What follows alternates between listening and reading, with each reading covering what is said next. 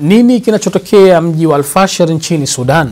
Al-Fashir, mji mkuu wa Darfur Kaskazini, umekuwa kitovu cha vita vinavyoendelea nchini Sudan kati ya jeshi la Sudan na wapiganaji wa RSF. Kwa zaidi ya miezi 18, mji huu ulikuwa umezingirwa na wapiganaji wa RSF, hali iliyosababisha ukosefu mkubwa wa chakula, dawa na misaada kwa watu. Mwishoni mwa Oktoba 2025, RSF ilianzisha mashambulio makubwa na kuchukua udhibiti wa mji huo baada ya jeshi la Sudan kujiondoa, ikisema kuwa ilifanya hivyo ili kuzuia mauaji zaidi ya raia.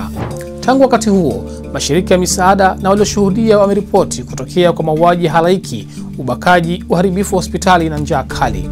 Shirika la Afya Duniani na Umoja wa Mataifa wameelezea hali hiyo kuwa janga baya kwa watu.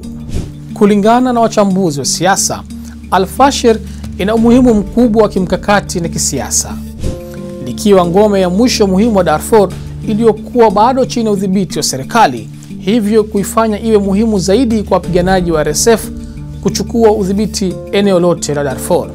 Wapiganaji hao wanachukulia mji wa Darfur kama ushindi wa kijeshi na kisiasa unaothibitisha uwezo wake wa kujitawala mbali na serikali ya kitaifa.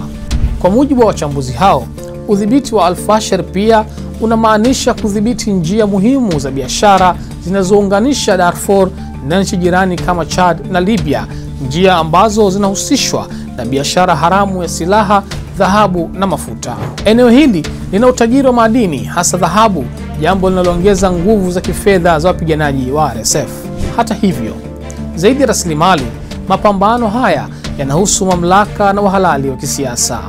Kiongozi wa wapiganaji wa RSF, Muhammad Hamdan Dagalo almaarufu Hemeti, anataka kuthibitisha kuwa kikosi chake ndicho chenye nguvu zaidi nchini Sudan.